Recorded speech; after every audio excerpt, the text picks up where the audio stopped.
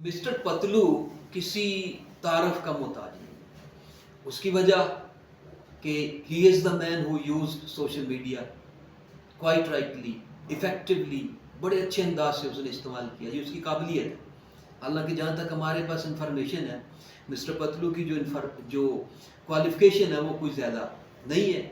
ये उसको वो शायद खुद भी मानते हैं। एक गांव से ताल्लुक़ रखते हैं, गरीब आदमी थे, अमीर हुए, तो अमीर होते साथ ही मुखालफत भी शुरू हो गई, क्योंकि पाकिस्तान के अंदर ये रवाज है कि किसी को कामयाब नहीं होना चाहिए।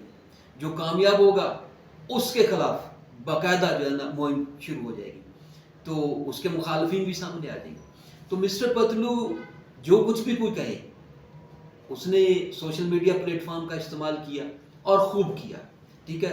उसको बड़ी कामयाबी से इस्तेमाल किया। पाकिस्तान की शायद वाहिद शख्सियत है जो चंद घंटे के अंदर 1 करोड़ से ज़्यादा पैसा कमा रहे हैं डेली का, ठीक है। कि इस वक्त वो जहाँ भी मुकीम है, वो अपने साथ अपने गांव की पूरी फौज लेके गए, अपने चाहने वाले, सारा दिन एंजॉय करते हैं, रात को टिकटॉक जो है उसका इस्तेमाल करते हैं, 1-1.5 घंटे के लिए यूज़ करते हैं।